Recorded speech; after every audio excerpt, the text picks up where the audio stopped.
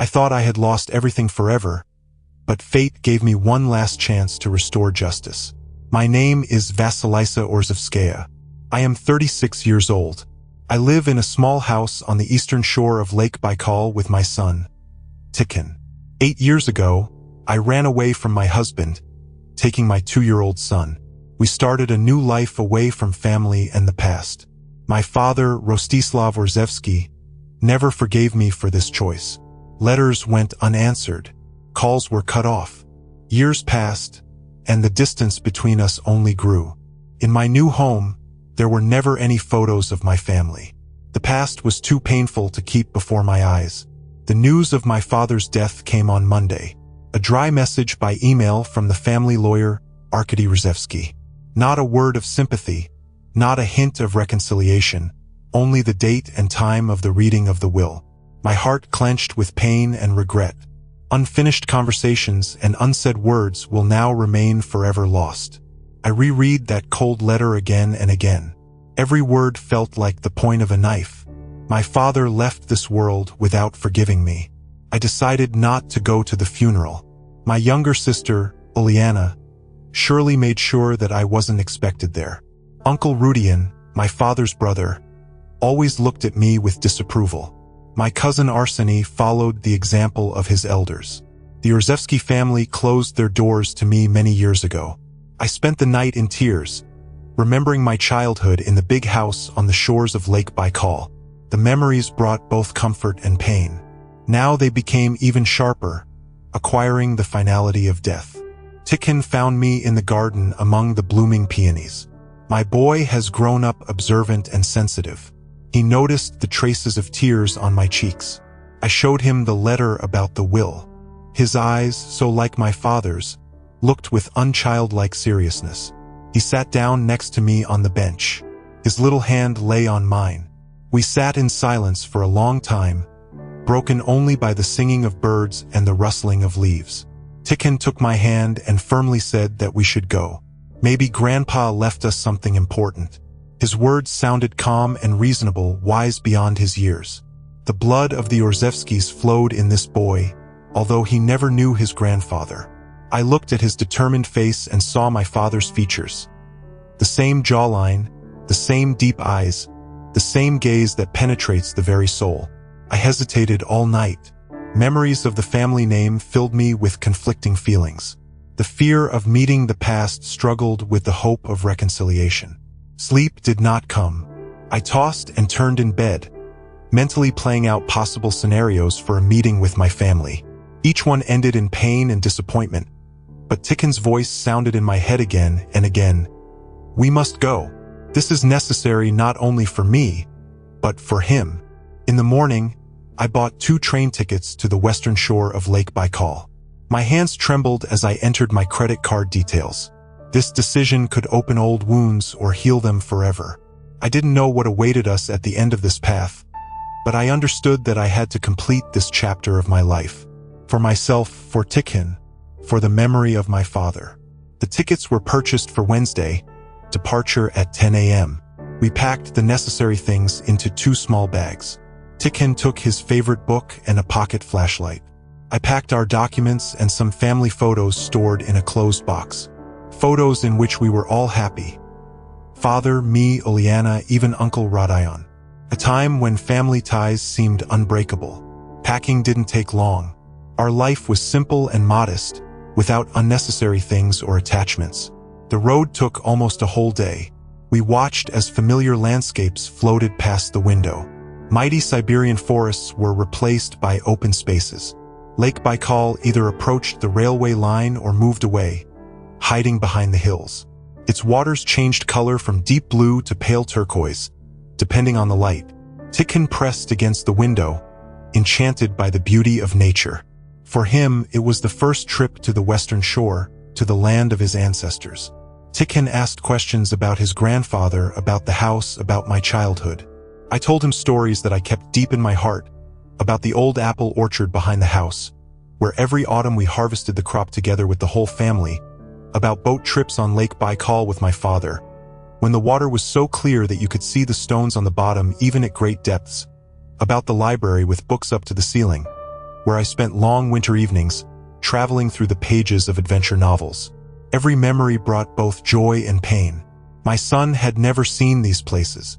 My father barely knew his grandson. Time lost forever. I felt the bitterness rising to my throat. How many moments we could have shared together, how many traditions we could have passed on to Tikhon. Instead, there was a chasm between us of pride and misunderstanding. Now it was too late to fix anything. The closer we got to our destination, the stronger my excitement became. Familiar landscapes awakened memories that I had tried so hard to bury. Here is the hill where Uliana and I gathered berries. Here is the lake where my father taught us to swim. Here is the rock from which a view of the entire area opens up. These places remained unchanged, unlike the people associated with them. I looked out the window and saw not only nature, but also my past life. The train arrived at the station with a slight delay. The sun was already setting, painting the sky in shades of pink and orange. We stepped onto the platform, inhaling the familiar air of our native places. The smell of pine needles, moist earth, and the freshness of Lake Baikal. I took Tikhon by the hand and we headed for the exit from the station. The small town greeted us with silence and tranquility. Little had changed here over the years. The hotel in the town was modest but clean. We settled into a room with a view of the lake. Two narrow wooden armchairs stood by the window, inviting us to admire the scenery.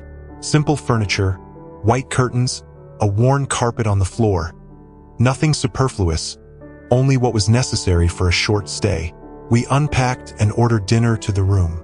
Neither I nor Tikhon had the strength to go down to the restaurant after the tiring journey. Tikhon quickly fell asleep, tired from the road. His breathing became deep and even. I straightened the blanket and kissed him on the forehead. My boy, my treasure, the only reason I found the strength to start all over again. In his face, I saw the features of my father, the same high cheekbones, the same eye shape, the same jawline. The genes of the Orzevskis manifested themselves more and more as he grew. Tikhon had never seen his grandfather, but he carried his legacy in his appearance and character. I stood at the window until late at night. Somewhere there, on the hill by the shore, stood my family home. I imagined what it looked like now. Did my father keep the garden tidy? Did he plant new trees to replace the old ones? Did he care for the flower beds that my mother loved so much? Did he preserve the collection of antique books? Did he add new volumes to it as he had once planned? Did he remember me all these years? Did he keep my childhood photos or destroy all evidence of my existence? Sleep didn't come. Thoughts swirled like autumn leaves in the wind. I remembered the last conversation with my father before my escape. His angry words about betrayal and shame, my tears and pleas for understanding, his unwavering demand to submit to family traditions, my refusal and decision to protect myself and my child. We parted, saying words that cannot be forgotten or forgiven. At least that's what it seemed to me then. Now I regretted every word spoken. The morning greeted us with rain and fog. Gray clouds hung over Lake Baikal, hiding the horizon. Raindrops drummed on the glass, creating a soothing melody. Tikhon woke up early, full of energy and curiosity. He had never been to his mother's homeland before. Everything here was new and interesting for him. I ordered breakfast to the room. We ate, looking at the rainy landscape outside the window and preparing for the upcoming meeting. I chose a strict black dress for the meeting, a simple cut, a minimum of jewelry, restrained elegance, an image that spoke of dignity and self-respect. I helped Tikhon dress in a dark blue suit with a white shirt. He looked older than his years and incredibly similar to the photos of the young Rostislav Orzevsky. We were both nervous, although we tried not to show it to each other. The upcoming meeting could change our lives or completely dash hopes of reuniting with the family. Arkady Orzevsky's law office was located in the center of the city. The massive stone building with columns inspired respect and awe. The gray stone had darkened from the rain, giving the structure an even more imposing look. Wide steps led to heavy oak doors with bronze handles. I had seen this building many times in my childhood, passing by with my father. He always told me that the fates of fortunes and dynasties were decided here. Then I didn't understand the meaning of these words. Now, standing in front of these doors, I realized their true meaning. Tikhon and I went up the wide steps. My son held my hand tightly. His presence gave me strength.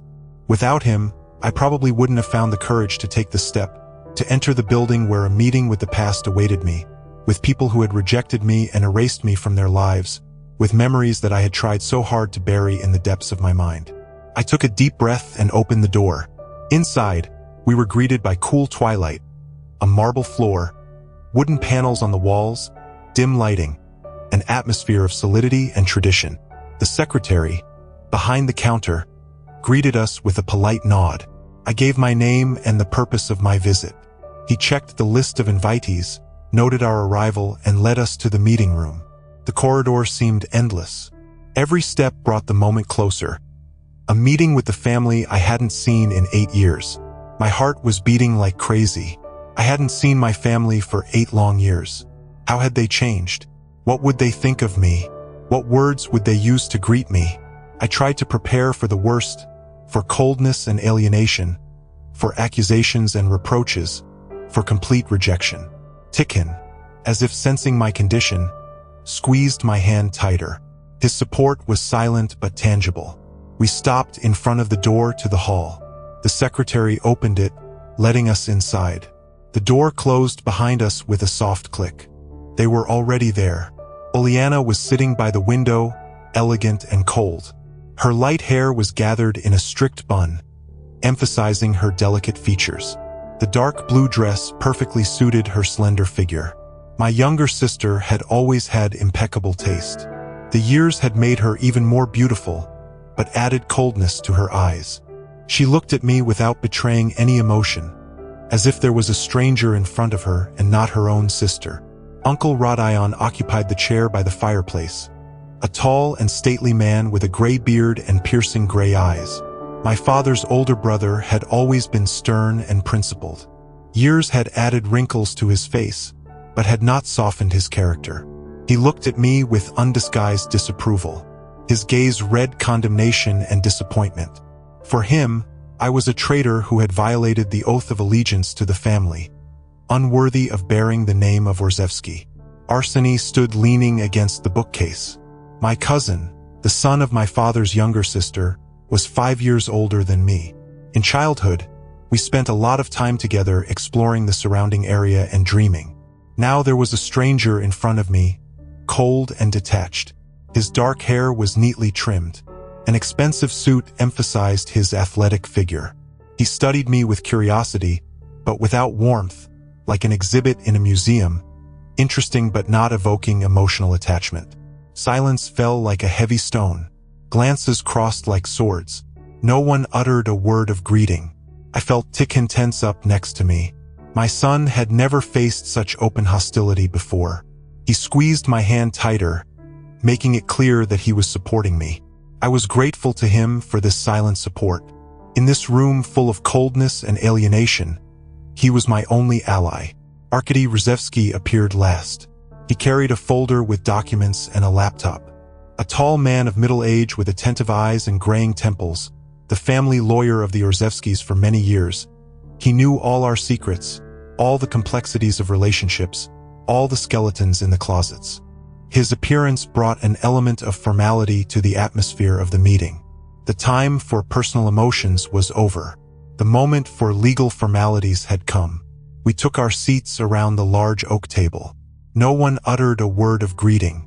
Only the sound of rain outside the window broke the oppressive silence. I sat opposite my sister, avoiding her gaze. Tikhon settled down next to me, straightening his back and raising his chin. At that moment, he reminded me of my father more than ever. The same proud posture, the same attentive eyes, the same dignity in every movement.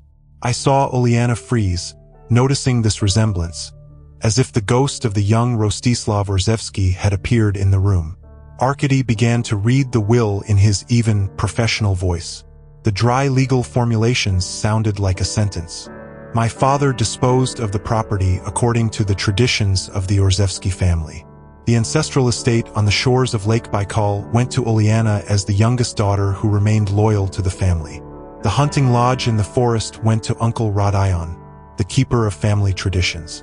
The collection of samovars, collected by generations of Orzevskis, passed to Arseny, a representative of the collateral branch of the family.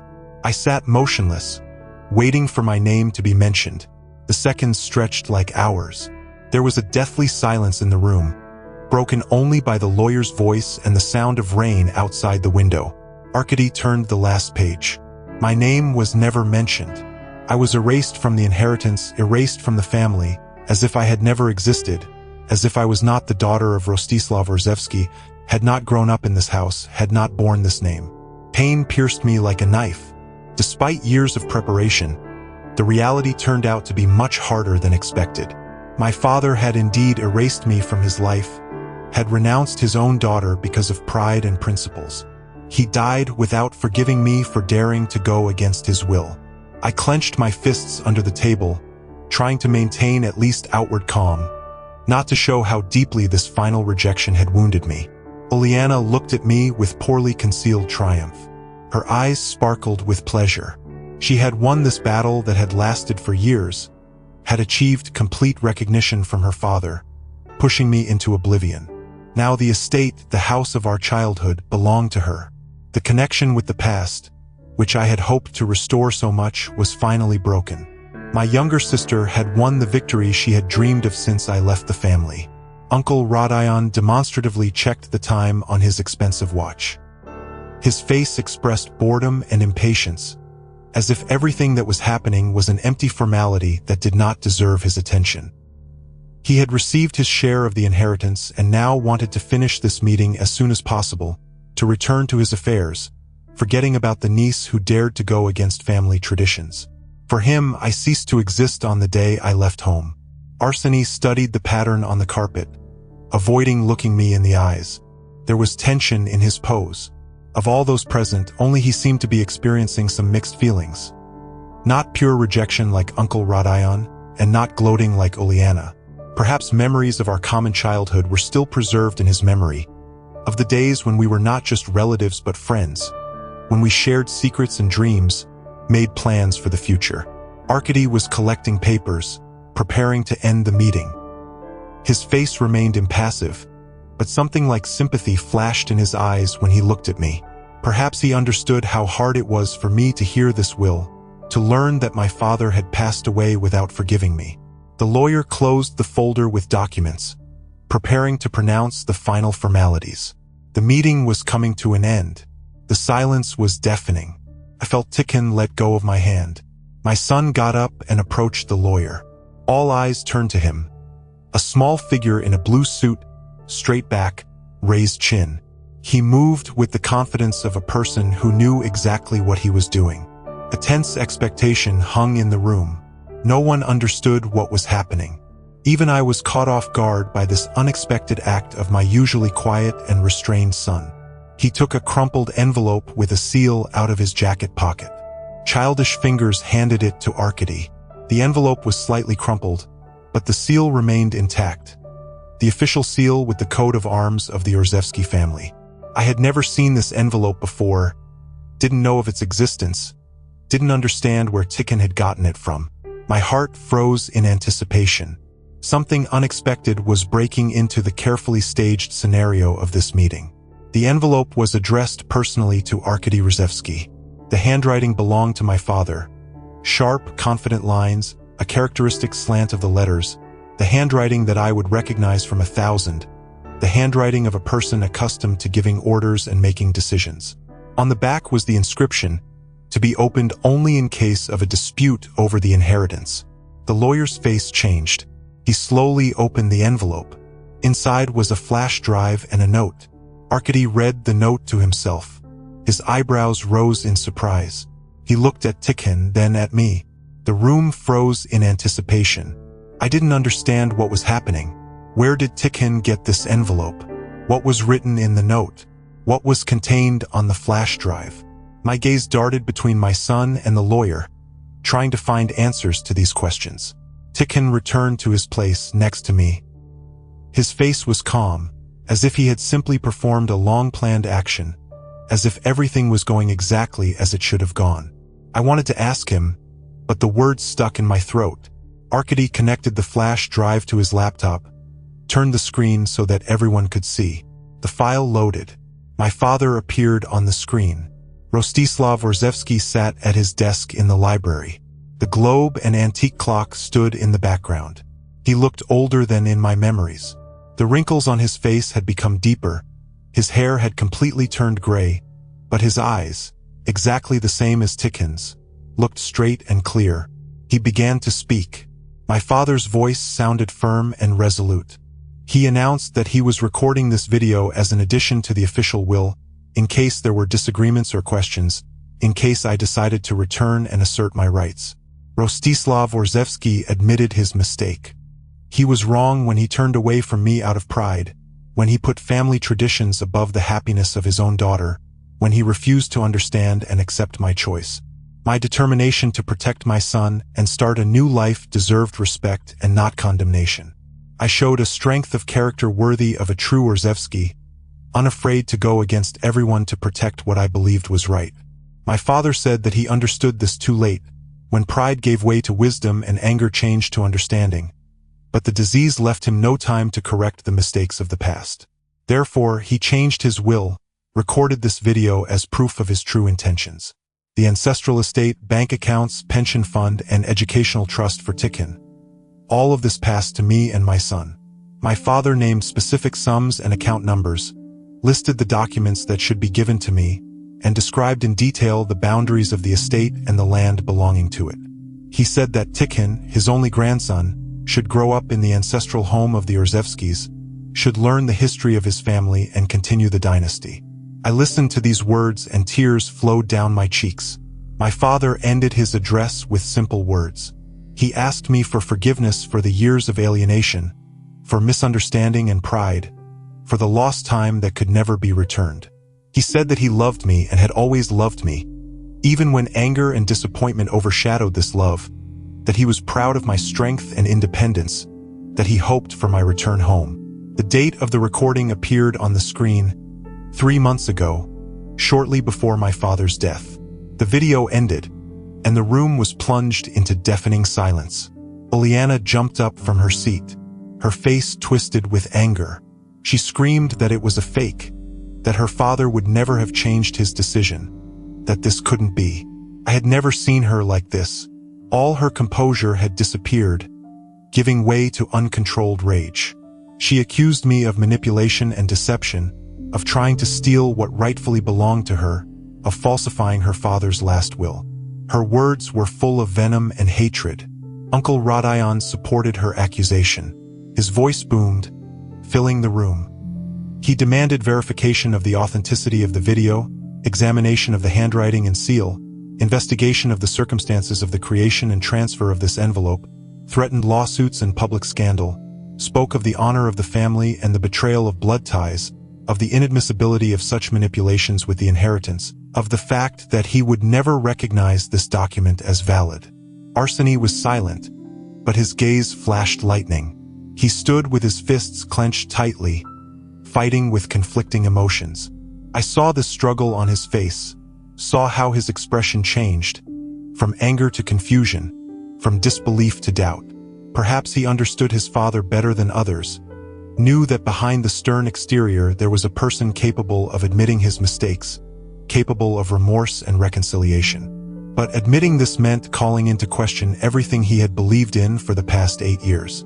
Arkady raised his hand, calling for order. His voice, calm and confident, cut through the chaos of emotions. He confirmed that the handwriting and signature corresponded to the samples of Rostislav Orzevsky, that the seal was genuine, that the date on the video recording coincided with the period when his father made changes to his legal documents. The video recording had legal force. The addition to the will was drawn up according to all the rules. My father's will was clear and lawful. I sat as if struck by lightning. My father had not forgotten me, had not erased me from his life. He understood and forgave. He loved me, despite the years of separation, despite my departure and disobedience, despite all the words and actions that seemed to have forever severed our connection. In the last months of his life, he found the strength to admit his mistakes, to reconsider his decisions, to extend a hand of reconciliation across the abyss of years and grievances.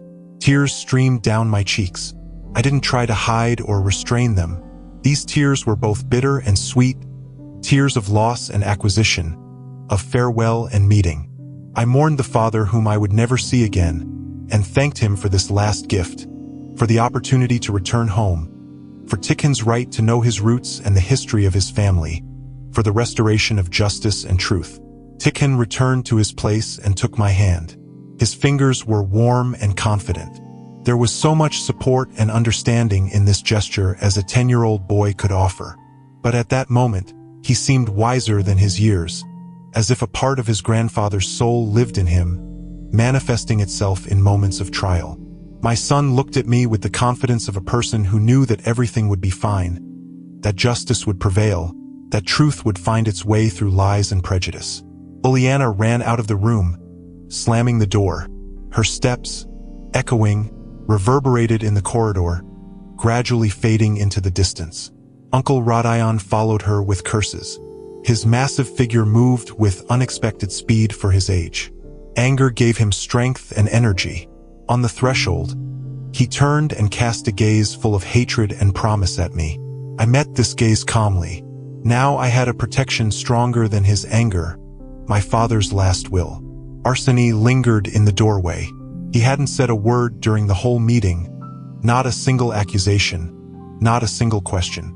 Now he stood, resting his hand on the door jamb, and looked at me with a long gaze. There was so much in this gaze. Pain and doubt, questions and memories, uncertainty and rejection of what was happening. I saw him struggling with himself, trying to reconcile the new reality with old beliefs. He left without a word, but I knew that our conversation was not over, that he would return when he was ready. We were left alone. Me, Tikken, and Arkady. The room became quiet. Only the sound of rain outside the window broke the silence. I looked at the lawyer, not knowing what to say. So many questions filled me. How did my father change his mind when he recorded this video? How did the envelope get to Tikken? Why didn't he contact me directly? Arkady seemed to read my thoughts. He took another envelope from his briefcase and put it in front of me on the table. It contained the keys to the estate and all the necessary documents. The certificate of ownership of the land and house, bank statements with significant sums, documents for the educational fund for Tikken. The will was written in my name, not Uliana's. It was also sealed in a blue envelope with official seals. Everything had been prepared with the thoroughness and attention to detail characteristic of my father. Everything was legal and indisputable. Arkady explained that my father had changed his will 6 months ago, after a serious conversation with Tikken. My son had written a letter to his grandfather, which somehow reached him. In this letter, a 10-year-old boy described our life, how I worked to provide for us, how I read him books before bed, how I told him stories about the Urzevsky family, how I cherished photographs and memories, and how I taught him to be strong and fair. This letter touched the old man's heart more than any words of mine could have. Father wanted to contact me personally, to tell me about his decision to apologize for years of silence and estrangement. He planned to come to me as soon as his health permitted. He wanted to hand me the keys to the house himself and invite me to return, but his serious illness progressed faster than the doctors had anticipated. His strength was fading with each passing day.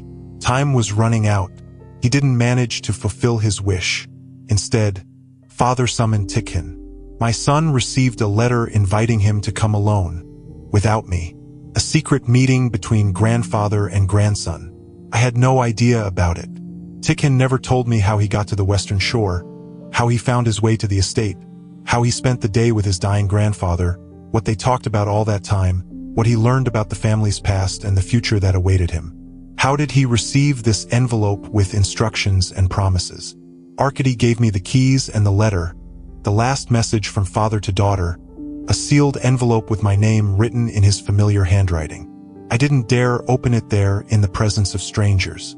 I wanted to save that moment for solitude, for a quiet conversation with my father's memory, for the tears that would inevitably come when I read his last words addressed to me. The letter felt alive in my hands. The last physical contact between us. Tikin and I left the law office in the pouring rain. The city seemed different, brighter despite the gray sky, more familiar despite the years of absence, more idnum than I could have imagined. We took a taxi to the family estate. My heart was pounding with excitement. 8 years of separation, 8 years of silence, 8 years when these places existed only in my memories and dreams. Now I was returning home, not as a guest, but as the rightful owner. The car stopped at the familiar wrought iron gates, massive doors adorned with the Orzewski family crest. I remembered them from childhood. I remembered how my father would lift me up so I could reach the upper patterns, how he would tell me the story of each element of the crest, how he taught me to be proud of my heritage and to remember the responsibility it entailed. I put the key in the lock. The rusted mechanism gave way with difficulty. The metal creaked in resistance, but finally yielded. We entered the territory of the Orzewski estate. The garden was overgrown and wild. The once neat paths were now barely visible among the tall grass. The flower beds had turned into chaotic thickets. The fountain in the center no longer worked. Its bowl was filled with rainwater and fallen leaves. The apple trees stood untended but still strong. Their branches, heavy with fruit, were bending to the ground, as if in greeting. Nature had reclaimed what had once been won from it by man. But there was beauty in this desolation, a wild, untamed life force. The house looked abandoned. The once white walls had darkened with age and weather. The paint was peeling, exposing the brickwork in places. Several shutters were askew. One window was broken and boarded up. The porch was covered in moss. The railings of the veranda needed repair. Time and neglect had left their mark on the facade, but the foundation remained strong. The foundation built by our ancestors had withstood the test of time. The house was waiting patiently, waiting for the return of its owners to come back to life again. We climbed the creaking steps to the veranda. Another key, another lock. The door opened, letting us into the past. The smell of old books and polished wood, a scent I remembered from childhood, that I could recognize with my eyes closed among 1,000 others. The smell of the house where I grew up, the house that was once the center of my universe. A layer of dust on the furniture and cobwebs in the corners spoke of the long absence of inhabitants. But the house still held the soul of our family, in every room, in every object, in every detail of the interior. I took Tikin through the rooms, showed him the library with its high shelves filled with books, the music room with the grand piano that my mother once played, the dining room with the long oak table where the whole family gathered for holidays, the bedroom where I grew up, with a view of the lake and mountains, and my father's study, austere and functional, like its owner. Each room held memories. Each thing told a story. I spoke, and Tikin listened with wide eyes, absorbing every word, every image, every story. Suddenly, the front door slammed. We heard footsteps in the hall, quick, decisive steps of someone who knew the way. I tensed, preparing for a confrontation, and pulled Tikin close to me in a protective gesture. My homecoming had not gone unnoticed. Someone had followed us. Someone was not ready to accept the new reality, that the Orzewski estate now belonged to me and my son, that justice had prevailed despite everything. Oleana stood in the doorway of the study. Her hair was disheveled from the rain and wind. Her makeup was smeared, and her eyes were red from tears. She looked like someone who had lost everything in an instant, bewildered, angry, desperate. My younger sister, with whom we had once been so close, with whom we shared secrets and dreams, with whom we spent days exploring the estate's surroundings, with whom we read the same books and listened to the same stories. Now, a chasm of misunderstanding and resentment lay between us. She demanded an explanation as to why Father had changed his decision, what I had done to influence him, how I could show up after so many years and take everything. Her voice broke with emotion. Her words sounded like lashes of a whip. Accusations and reproaches rained down one after another. For 8 years, she had stayed with Father. For 8 years, she had supported him and cared for him. For 8 years, she had remained loyal to the family and its traditions, and now everything was going to me. A traitor who had run away at the first sign of trouble, a daughter who had renounced her father and her heritage. I listened in silence to this torrent of anger and pain, not trying to interrupt or justify myself, understanding that Oleana needed to speak out, to vent everything that had accumulated over the years, all the grievances and disappointments, all the fears and doubts, everything that she had held inside for so long, pretending to be strong and invulnerable. Behind her aggression, I saw the pain of a child feeling betrayed and rejected, pain that I myself had experienced 8 years ago. Tikhon watched us with an unchildlike calm. His eyes, so like his grandfather's, were carefully studying his aunt, whom he was seeing for the first time in his life. He didn't hide behind me, didn't back down from her anger. He stood straight, with the dignity befitting an Orzevsky. When Oleana finally fell silent, he approached her. My 10-year-old son looked at his aunt with compassion and understanding that seemed impossible for his age. He said that grandfather loved all of us, not just me, not just him, but Oleana too. He didn't want to divide the family, he didn't want us to live as enemies. The wounds should heal, and the past should stay in the past. It was time to start all over again. Tikhon extended his hand to Oleana, a small palm waiting for a large one, a gesture of reconciliation and hope. He offered her to stay on the estate. This was the home of her childhood, just like mine, a home full of shared memories. We could start all over again as a family. The boy's words struck Oleana. She looked at him as if he were a ghost. In his face, in his eyes, she saw our father, the same expression, the same intonations, the same wisdom hidden behind simple words, as if the spirit of Rostislav Orzevsky was speaking through the mouth of his grandson, offering the reconciliation that he had not had time to offer during his lifetime. Oleana sank into an armchair, her shoulders drooping under the weight of emotions. The protective barriers were collapsing one after another. She confessed that she had taken care of father during his illness, had seen him fade away day after day, how he lost strength but not his clarity of mind, how he fought the pain without showing his weakness. He often spoke of me, remembered me as a child, my first steps, my first words, my successes in school. He regretted his pride and stubbornness, the words he had spoken in anger and that could not be taken back, the time lost forever.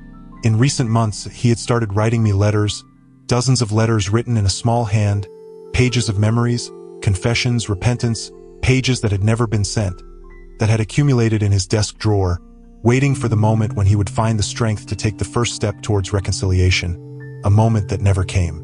Death came before the courage to admit his mistakes in the face of his daughter. Oleana took a stack of envelopes tied with a ribbon from her bag. Letters from my father, a story of his repentance and love written in his own hand. I took them with trembling hands.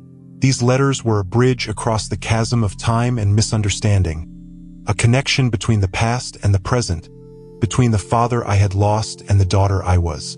Years of silence had turned into words on paper, words that he could not utter during his lifetime. Oleana looked at me without her former hostility. Her eyes showed weariness. She was tired of anger, tired of loneliness, tired of bearing the burden of guardian of traditions and memory. We had both lost our father. We had both suffered from the breakdown of family ties. We both needed healing and reconciliation. Tikhon stood between us as a bridge across the chasm of the past, as a symbol of hope for the future, as a living embodiment of the love that could unite the torn family. We spent the next few days sorting through father's things. Each item held a story. Each book, each photograph, each note opened a new page in the life of Rostislav Orzevsky, a man whom we both loved, whom we both lost, whom we both tried to understand and forgive. We worked in silence, each absorbed in our own thoughts, sometimes exchanging short phrases or memories. Gradually, the ice between us melted, giving way to cautious mutual understanding. I found an album with my childhood drawings. Father had kept them all, from the first clumsy scribbles to the more complex compositions. Each drawing was signed, dated, and carefully placed in a plastic envelope, a testament to a love that had not disappeared despite years of separation. I flipped through the album and memories came in waves. I saw myself as a child sitting at a table in my father's study, my father leaning over my shoulder, his words of praise and support, his proud smile when I showed him a new work. Oleana found a box with letters from our mother. Dozens of envelopes, tied with a blue ribbon, handwriting that we both barely remembered. Mom died when I was 12 and Oleana was only 8. Her image in our memory was more of a feeling than a clear picture. The smell of perfume, the sound of laughter, the warmth of hugs, but not specific features, face or words. These letters were a connection to the woman we had lost too early, to the mother whose absence had left a void in our lives. We cried and laughed, immersing ourselves in memories, in the history of our family, so complex and contradictory, so ordinary and at the same time unique. We read old letters, looked at photographs, sorted through Father's personal belongings, and talked about the past, not afraid to stir up old wounds. Gradually, the image of Rostislav Orzewski became fuller and more rounded. Not just a strict father or a stubborn old man, but a man with his weaknesses and strengths, with his mistakes and achievements, with his fears and hopes. Tikhon absorbed every story. He learned about his family through objects and stories, through albums with photographs and letters yellowed with time, through anecdotes and serious conversations, through laughter and tears. For him, it was all a new discovery, an immersion in the past that had so far been a closed book to him, a meeting with people he had only heard about, with a history of which he was a part without realizing it. One evening, there was a knock at the door. Arseny stood on the doorstep. My cousin came without warning. He looked uncertain and tense, like someone who had decided to take an important but difficult step. In his hands, he held a box wrapped in simple brown paper. His gaze darted between me and Oleana, trying to assess our mood, to understand how he would be greeted in this house. I invited him in. After all, he was family, part of the history that we were trying to piece together. Arseny came with apologies. He had never approved of the way the family had treated me. He considered Father's decision too harsh and disproportionate to my offense, but he didn't have the courage to stand up to his elders, to express his opinion against the established order, to support me when I needed it. Years passed and silence became a habit. It was easier to accept the status quo than to fight it. It was easier to forget than to remember and feel the pain of being powerless to change anything. Now he wanted to fix everything, to start over building relationships on honesty and mutual respect. Arseny brought old family photographs, pictures taken by grandfather in the days when a camera was a rarity, black and white images that captured moments from the lives of several generations of Orzewskis. Among them were pictures of us playing as children on the shores of Lake Baikal, carefree and happy, unaware of the difficulties and disappointments that adult life would bring. Together with Oleana, we invited him for tea. The three of us sat in the living room, flipping through albums and sharing memories. Tikhon listened to our conversations, occasionally asking questions. My son had an amazing ability to win people over. Arseny, initially tense and constrained, gradually relaxed in his presence, began to tell stories from his childhood, about the pranks in which we all participated, about family holidays and traditions, about people who are no longer with us, but whose memory lives on in our hearts. Only Uncle Radion kept his distance. My father's older brother could not accept the new order of things. For him, I remained forever a traitor unworthy of bearing the Orzewski name. He refused to recognize the changes to the will, calling it a forgery or the result of manipulation, threatening lawsuits and public scandals, promising to ruin my reputation and prove the illegality of my claims to the inheritance. His anger was like a storm threatening to destroy everything in its path. But even he gradually lost confidence. The facts were against him. Arkady Orzewski provided all the necessary evidence of the authenticity of Rostislav's last will. The examination confirmed the authenticity of the handwriting and seal. The video recording was recognized as a legally significant document. The medical report confirmed that Father was of sound mind and firm memory when he made this decision. Legally, our position was impeccable. Time was working against Uncle Radion's claims. A month had passed. Autumn had come into its own. The leaves on the trees had turned golden and red. Baikal had darkened. Its waters had become more severe and unapproachable. The days were getting shorter and the nights were getting colder. Nature was preparing for winter, so long and harsh in these parts. But it was warm in our house, physically and emotionally. The fireplaces were burning in every room, creating comfort and protection from the cold. The relationships between family members, once torn apart by misunderstanding and resentment, were gradually being restored. Tikhon and I decided to stay on the estate. It was ours by right, the legacy that Rostislav Orzevsky had entrusted to us, the home where his grandson and successor should grow up. I moved our things from the Eastern Shore, closed the house that had served as our refuge for 8 years, said goodbye to the neighbors who had become friends during that time, and promised to visit them. This chapter of our life had come to an end. A new one was beginning, full of hope and possibilities. I started renovating the house. I hired a team of local craftsmen to restore the facade and interior. I replaced the leaky roof. I repaired the broken shutters. I restored the old doors and window frames. I restored the heating system that had not been working properly in recent years. I replaced the outdated wiring with modern wiring that met all safety requirements. The house, which had been neglected for a long time, was gradually coming back to life. I hired gardeners to restore the garden, cleared the overgrown paths, trimmed the wild bushes, removed the weeds from the flower beds, and pruned the old apple trees to stimulate fruiting in the next season. They repaired the fountain that had not worked for many years, built a new gazebo in place of the one destroyed by time, planted flowers that were supposed to bloom in the spring, and created cozy corners for relaxation and contemplation of nature. The garden was being transformed, returning to its former glory. I opened the mothballed rooms, letting light and air into a space that had long been neglected, removed the covers from the furniture, washed the windows, polished the floors, hung paintings that had long been stored in the storerooms, placed framed photographs on the mantelpieces and consoles, and added new decorative elements that harmonized with the old-fashioned setting. The house was becoming not a museum of the past, but a living, breathing organism, a place where the past and present coexisted in harmony. Tikhon found an old boat in the garage, wooden, with cracked paint and rusty oarlocks. Such boats had been used on Lake Baikal for decades. Light, maneuverable, adapted to the capricious waters of the lake.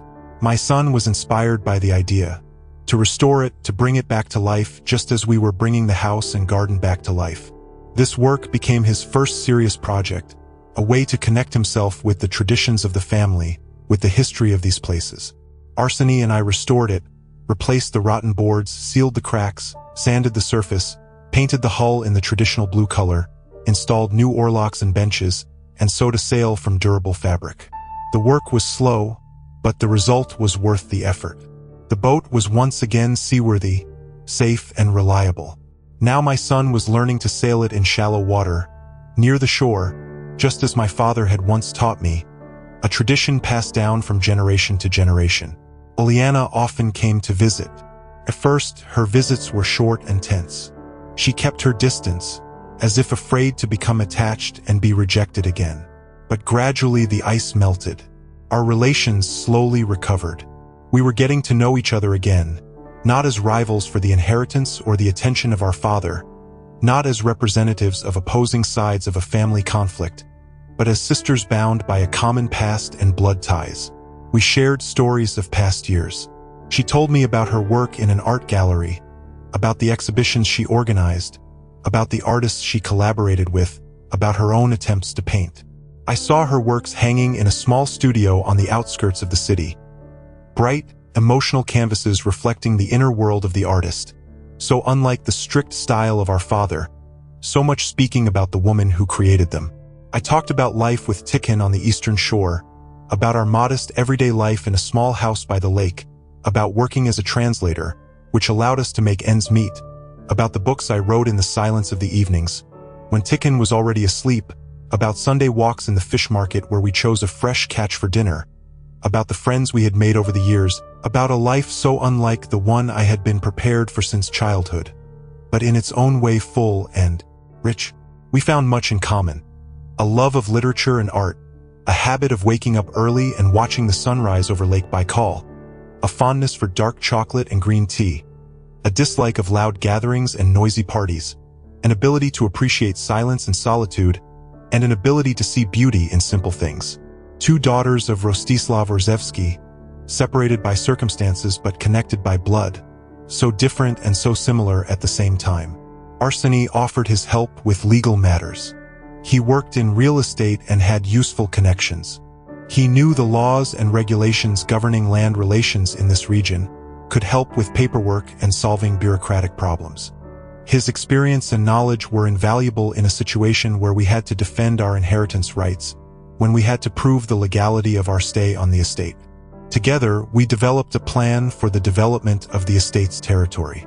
Part of the land could be used for ecotourism, creating routes for hiking in the picturesque surroundings, organizing bird and animal watching in their natural habitat, conducting masterclasses in traditional crafts and trades, introducing guests to the history and culture of the region.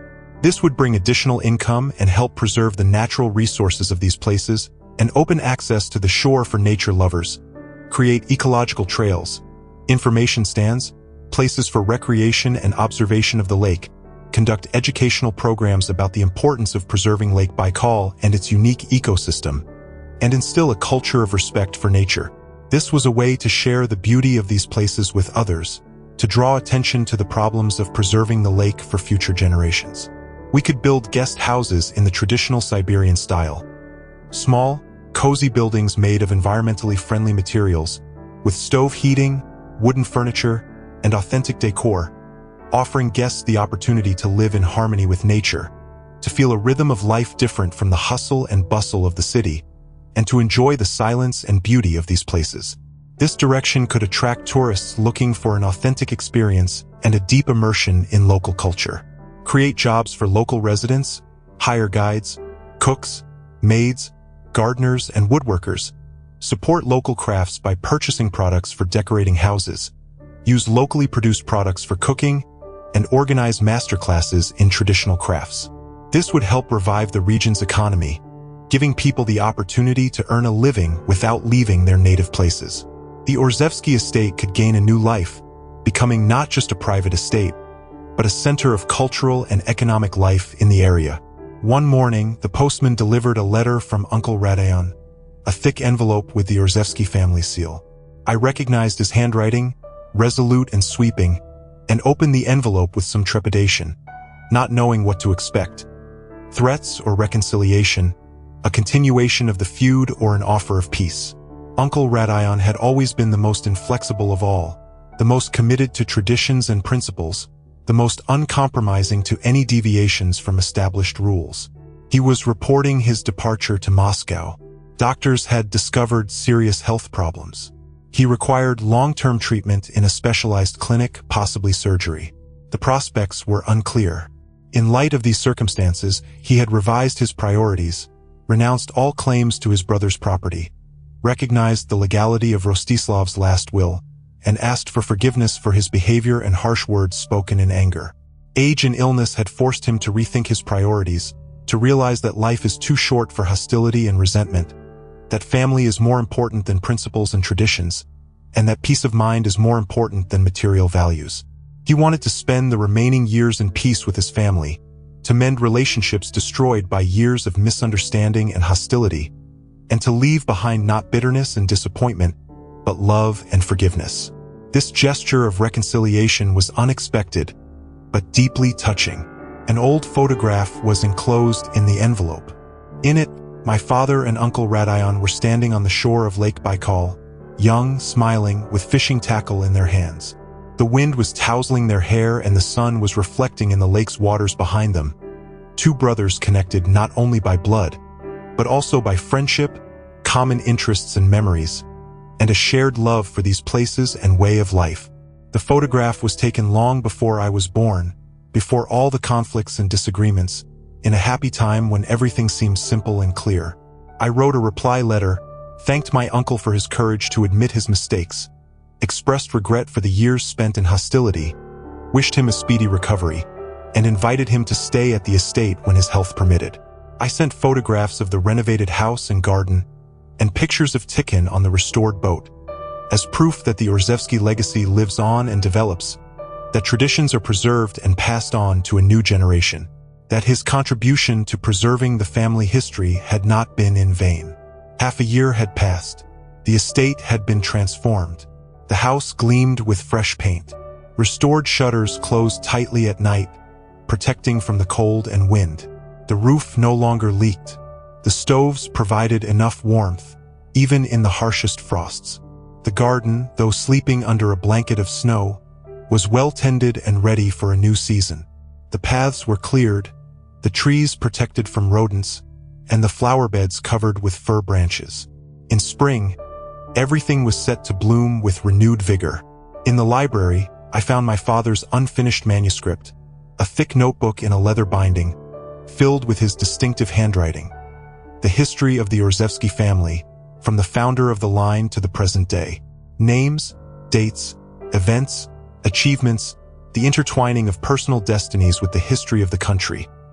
Rises and falls, victories and defeats, a chronicle of the lives of several generations, bound not only by blood but also by devotion to this land. My father had worked on it in recent years, gathering information from archives, relatives' memories, old letters, and diaries.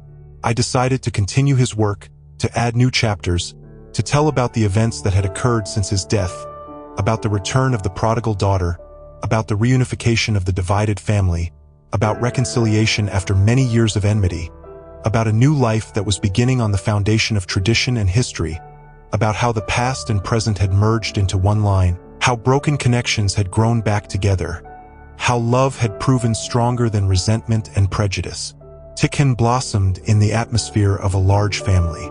My withdrawn, serious boy became more open and sociable, made friends among the local children, joined in traditional games and amusements, and learned skills passed down from generation to generation. Fishing and forest navigation, recognizing medicinal herbs and edible berries, reading weather signs, and predicting climate changes. He absorbed knowledge and traditions like a sponge absorbs water. He spent time with Uliana, studying painting. My sister proved to be a patient and attentive teacher. She showed him the basics of drawing and composition, taught him how to mix paints and work with different materials, and told him about famous artists and their techniques. Under her guidance, Tikhon created bright, emotional works, not perfect from a technical point of view, but full of life and spontaneity. Uliana said that he had real talent, a spark that just needed to be fanned into a flame. He went fishing with Arseny. My cousin knew all the secrets of the local waters. What kind of fish lived where, what bait to use at different times of the year, how to choose the right place and time to fish, and how to keep the catch fresh until returning home. He passed this knowledge on to Tikhon, teaching him patience and observation, the ability to read the signs of nature and adapt to its rhythms, skills that cannot be obtained from books or the internet, but are passed from hand to hand, from elder to younger. He corresponded with Uncle Rodion, exchanging stories. The old man, confined to a hospital bed, found solace in this correspondence, in the stories about life on the estate, about daily cares and small joys, about the beauty of nature and the changing seasons. Tikhon sent him his drawings and photographs, described his academic successes and new skills he was acquiring, asked for advice, and shared his impressions. This connection between the old and young generations of the Orzewskis was healing for both. My son became the center around which the Orzewski family gathered. His childlike wisdom and open heart melted the ice of many years of resentment. He brought light into a house that had long been in the darkness of discord. His existence reminded us that life goes on, that the family line does not end but develops and renews itself, that the future belongs to those who can learn from the mistakes of the past, who are capable of forgiving and moving forward, who value not only traditions but also the capacity for change and growth. On my father's birthday, we all gathered together, a tradition that I remembered from childhood, that had been interrupted after I left, that we decided to revive as a symbol of family reunification. Uliana prepared his favorite dishes: baked fish with herbs, cranberry pie, pine nut jam, aromas that I remembered from childhood, that were associated with home and family celebrations, that now filled the kitchen, creating an atmosphere of warmth and comfort. Arseny brought wine from the family cellar, bottles stored for decades for special occasions, with faded labels and a thick layer of dust, witnesses to the history of the Orzewski family, silent keepers of traditions and memories. He opened one of them and poured the ruby liquid into crystal glasses. The aroma filled the room, mingling with the smells of food and burning candles, creating a unique atmosphere of celebration and unity. Uncle Rodion sent a video message from Moscow. His face on the screen looked gaunt and pale. The disease was taking its toll, but his eyes burned with the same fire as before. He spoke of his brother with warmth and respect, recalled their shared childhood and youth, decisions made together, conflicts and reconciliations, joys and sorrows shared between them. He wished us peace and prosperity, passed on his blessing to the new generation, and asked for forgiveness for his role in the family discord. His words touched everyone present. We raised our glasses to the memory of Rostislav Orzevsky, to his life and legacy, to his mistakes and achievements, to his last gift to the family, the gift of reconciliation and new possibilities. We drank, not in mournful silence, but with smiles and warm memories, told stories funny and touching, shared impressions and feelings, remembered the man who had connected us all, whose blood flowed in our veins, whose decisions had determined our destinies, whose love, though sometimes hidden beneath a mask of severity, was a constant in our lives. We forgave his mistakes, recognized them as part of a complex human nature, not an ideal hero, but a real person with his weaknesses and contradictions. And he forgave ours in his video message, in his letters, in his amended will. He recognized everyone's right to their own path and their own decisions, to mistakes and their correction, to the pursuit of happiness, even if that pursuit goes against traditions and expectations. The circle was closed. The cycle of alienation and misunderstanding was complete. The time for healing and growth had begun. I often think about those letters that my father wrote but never sent, about the words he wanted to say but didn't have time, about the time we could have spent together, about the conversations that could have taken place, about the problems that could have been solved, about the relationships that could have been restored sooner. Regret for lost years will remain with me forever. The bitterness of missed opportunities, the pain of realizing that some things can no longer be changed or corrected. But now I know that love is stronger than distances, stronger than resentment and misunderstanding, stronger than pride and principles, stronger than time and even death. It finds a way to achieve its goal, to overcome all obstacles, to find a road even through the most impenetrable walls of alienation, to melt the ice of many years of enmity, to restore connections that seemed irrevocably lost, to heal wounds that were considered incurable. It makes possible what seemed impossible. Today I stand on the shore of Lake Baikal. Spring is just beginning, but the ice is already receding from the shore. The water sparkles in the sun, dazzlingly blue and clear. The air is filled with freshness and the promise of new life. The setting sun paints the water in golden tones, creating a magical, unreal picture. Nature awakens after a long winter, renews and revives, like our family, after many years of discord and alienation. Tikhon is flying a kite, a bright spot against the blue sky. He made it himself using a diagram found in his grandfather's old books. With Arseny's help, he assembled a strong frame. With Uliana's help, he painted the fabric with traditional Baikal patterns. The wind picks up the kite, lifting it higher and higher. Tikhon skillfully controls the line, not allowing the airborne creation to fly too far away. His face shows both delight and concentration. He is all in this moment, in this unity with nature and family traditions. Uliana is painting an etude, perched on a folding stool. With quick, confident brushstrokes, she captures the play of light on the water. Her talent has finally found worthy application. Next month, her solo exhibition will open in the City Gallery. 30 works united by the theme of rebirth and renewal, a personal confession transformed into art. Uliana has found her path, her calling. She no longer lives up to other people's expectations and demands. Arseny is preparing the boat for an evening excursion, checking the oars, installing the seats, and stowing the life jackets. He plans to show us a place on the opposite shore of a small bay where rare orchids bloom. Soon, migratory birds will arrive there to nest. He wants Tikhon to see this natural wonder. Arseny has become a frequent visitor to our home. His knowledge of local nature and traditions is invaluable to my son. And Tikhon, in turn, has given Arseny the opportunity to pass this knowledge on to the next generation. The house on the hill glows with warm lights. We have lit the fireplaces in all the rooms, preparing for the evening chill. Smoke rises from the 3 chimneys, dissolving into the evening air. The sounds of music drift from the open windows. The old gramophone that Oleana and I found in the attic and restored. It plays the same records that our parents listened to, the same melodies that accompanied our childhood, a connection between times and generations expressed in music. The wind carries the scent of the blossoming garden. The first spring flowers have bloomed, filling the air with a delicate fragrance. The apple trees will soon blossom, covering the garden with a white blanket. The air is clean and fresh after a recent rain. Nature awakens, shedding the stupor of the long Siberian winter. Every day brings new signs of spring. Every hour is filled with the promise of change and renewal, just as our lives are now filled with new opportunities and hopes. I feel my Father's presence in everything that surrounds me. In the sound of the waves breaking on the shore with the same rhythm as many years ago, in the rustling of the leaves swaying in the wind according to the same laws of nature, in Tikhone's laughter, so similar to the laughter of the young Rostislav Rzewski captured in old recordings, in the songs of the evening birds returning to familiar places year after year, in the warmth of the family home preserving the memory of many generations, in the embrace of a family reunited despite all obstacles. I am no longer afraid of the past. I no longer run from memories, as I had for 8 years.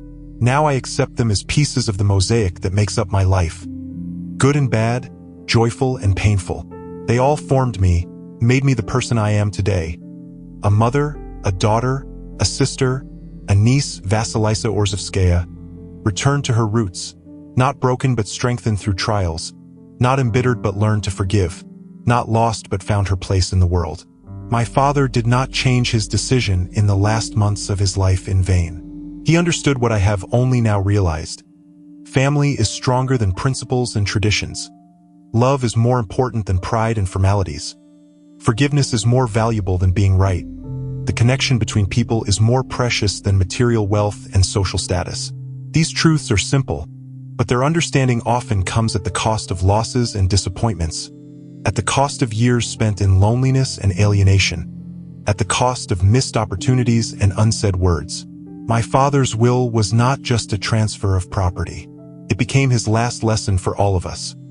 A lesson in forgiveness and reconciliation, a lesson in courage to admit one's mistakes, a lesson in the value of family ties, which are stronger than discord and misunderstanding, a lesson in how important it is to express one's love while there is time, while words can be heard and embraces felt, before it is too late to correct mistakes and heal wounds. The Orzevsky estate has become a home again, not a museum of the past frozen in time, not a symbol of status or power, but a living, warm place where the family gathers together, where old traditions are combined with new beginnings, where the past is respected but does not bind the future, where everyone finds support and understanding, where laughter and music have replaced silence and alienation, where love has conquered pride and prejudice.